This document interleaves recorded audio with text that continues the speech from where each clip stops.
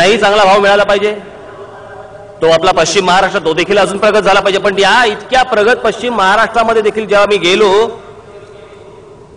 त्यावेळेला तिकडचा तरुण ज्यावेळेला मला भेटला, तिकडच्या महिला ज्यावेळेला मला भेटल्या, तिकडच्या महिलांमध्ये चेहऱ्यावरती देखील कुठे सुख नाही, कुठे समाधान नाही.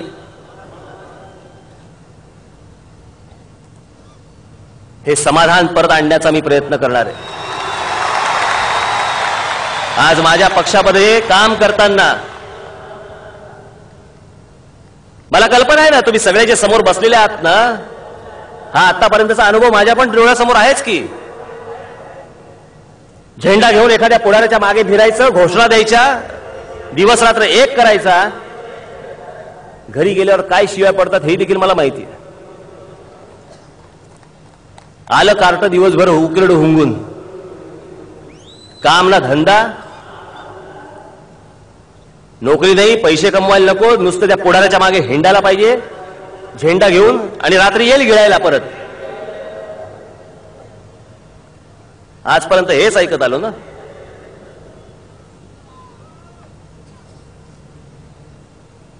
मला लोकांनी विचारलं की तुम्ही पक्ष बांधणीसाठी म्हणून एवढा कशाला वेळ लावताय?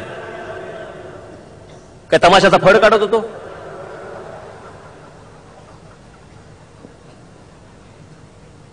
गणेशोत्सव मंडळ काढत होतो की आज स्थापन केलं, उद्यापासून वर्गणी मागायला सुरुवात? विचार नको करायला की इतकी लोक जर माझ्यावरती अपेक्षा ठेवून बसणार असतील, लोकांच्या आशा जर माझ्यावरती लागणार असतील, तर त्याचा विचार करून मला पाऊल जपून पुढे टाकायला नको की आजपर्यंत बाकीच्यांनी जसा भ्रमनिरास तुमचा केला त्याचप्रमाणे जर उद्या मी देखील केला तर विश्वास तुम्ही ठेवणार कोणावरती? सतत काय नवीन पुढारी जन्माला यायचा आणि त्यांनी काय भ्रमनिरास करायचा, ह्याच्यात आयुष्य घालवणार?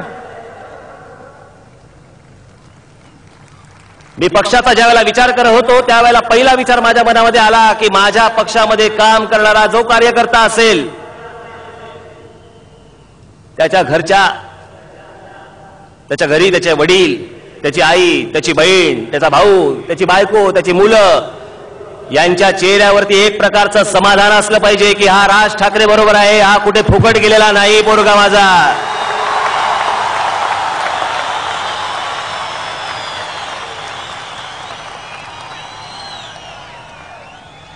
जर इतक्या प्रकारचा विचार करून जर मी पुढचं पाऊल हळूहळू जरी टाकत असेल तर काही चुकलं माझं?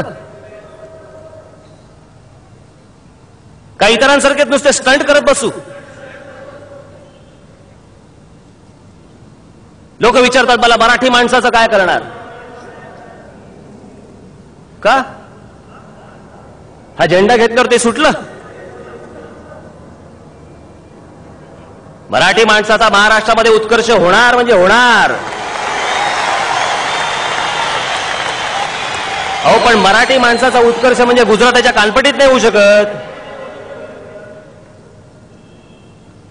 गुजराती माणसाच्या कानपटीत नाही होऊ शकत, मारवाडी माणसाच्या कानपटीत नाही होऊ शकत. आता ह्या माझ्या वाक्यावरती मला अनेक लोक विचारणार आहेत, मग मागचं ते रेल्वे आंदोलनाचं काय होतं? आजही मी तुम्हाला सांगतो की ते जे आंदोलन होतं, ज्यावेळेला आमची मंडळी ज्यावेळेला त्या रेल्वेच्या ऑफिसमध्ये गेली आणि संपूर्ण देशभर जर रिक्रुटमेंट असतील प्रत्येक ठिकाणी रिजन वाईज, जर उत्तर भारताची उत्तर भारतामध्ये, तिकडची अजून राजस्थानची राजस्थानमध्ये, महाराष्ट्राची महाराष्ट्रामध्ये, तामिळनाडूची तामिळनाडूमध्ये, याचा अर्थ काय? याचा अर्थ जर इथे करणार असतील तर इकडच्या या प्रांतातल्या लोकांना इथे नोकऱ्या मिळाल्या पाहिजेत, याचा असा त्याचा अर्थ होतो.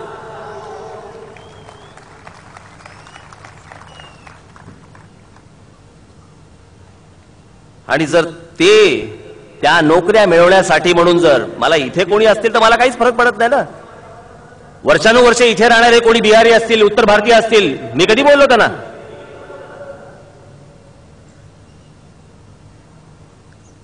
पण जर इकडच्या नोकऱ्या बळकवण्यासाठी म्हणून जर बिहारमधनं जर समजा 5 लाख लोक जर इकडे येणार असतील त्याही नोकऱ्या बळकवण्यासाठी, तर इकडे राहणाऱ्या माणसांनी करायचं काय, हा जर प्रश्न मला पडला तर ह्यात काही चूक झाली?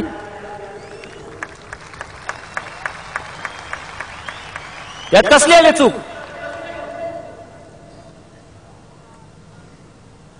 आणि मला तो फक्त सतत प्रश्न विचारत राहिले, आसाममध्ये ज्या वेळेला जाळपोळ झाली आणि माणसाला ठार मारले त्याच्याबद्दल कोणी बोलायला तयार नाही, चकार शब्द काढायला तयार नाही.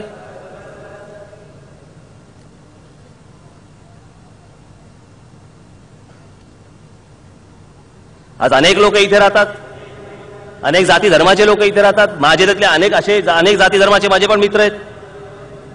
मूळ उद्देशापासून बाजूला हटत नाही. पण मी हा माझा महाराष्ट्र मोठा झाला पाहिजे, या माझ्या महाराष्ट्रामधल्या शेतकऱ्याला एक प्रतिष्ठा प्राप्त झाली पाहिजे. शेतीसारखा विषय, जोपर्यंत शेती या विषयाला ग्लॅमर येत नाही तोपर्यंत शेती हा विषय मोठाच होणार नाही. भविष्यामध्ये मला या महाराष्ट्रामधला जो शेतकरी आहे तो जीन्स आणि टी शर्ट घालून ट्रॅक्टरवरती बसलेला मला बघायचा आहे. त्याच वेळेला ही शेती मोठी होणार.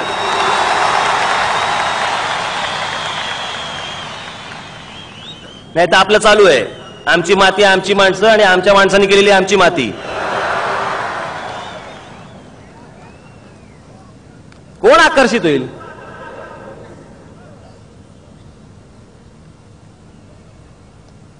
शेती हा महाराष्ट्रामधला आकर्षणाचा विषय बनवण्यासाठी देखील माझी पावलं उचलली जाणार आहेत. पक्षाची रचना कशी असेल? भौगोलिक दृष्ट्या तर असेलच असेल, पण त्याचबरोबर पाणी, वीज, रस्ते याच्यासाठी वेगवेगळ्या कमिटी असतील, वेगवेगळे सेल्स असतील, ते त्या विषयांवरती काम करतील. लवकरच मी आजचं हे सगळं झालं की पुढच्या 15-20 दिवसामध्ये संपूर्ण महाराष्ट्रभर नोंदणीची मोहीम सुरू करतो आहे. या नोंदणीच्या मोहिमेमध्येच मला अनेक सितारे, हिरे, माणकी मिळणार आहेत. ते झाल्यानंतरच पक्षाची पद मी नंतर जाहीर करीन. घाई असेल तरी निघावं.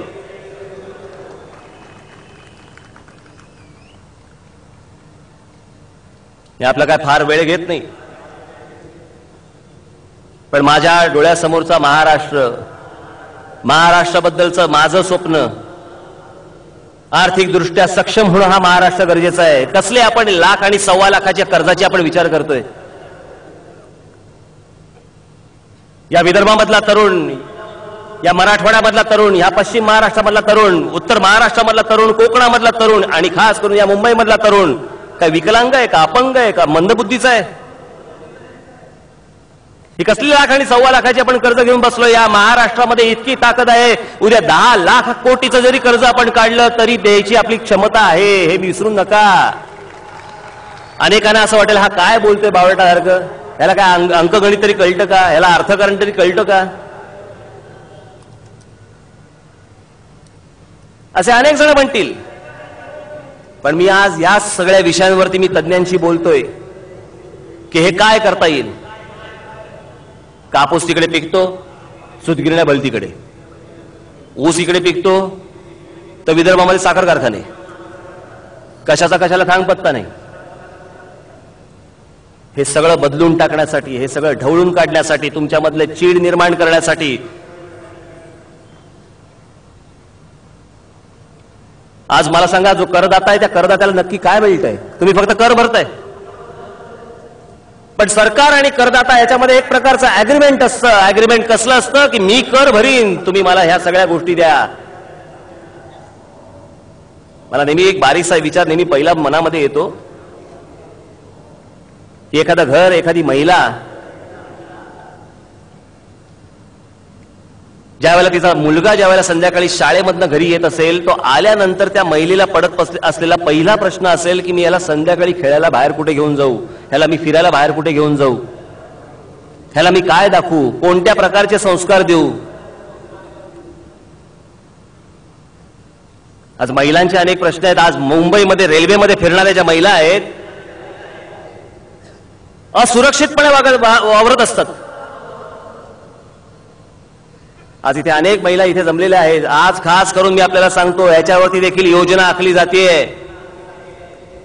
की मुंबईच्या रेल्वेमधनं प्रवास करणाऱ्या ज्या महिला आहेत, इतरही महिला आहेतच, पण खास करून रेल्वेतल्या, त्यांच्या संरक्षणासाठी देखील मी संपूर्ण मुंबईभर एक फळी उभी करतोय. कोण हात लावतो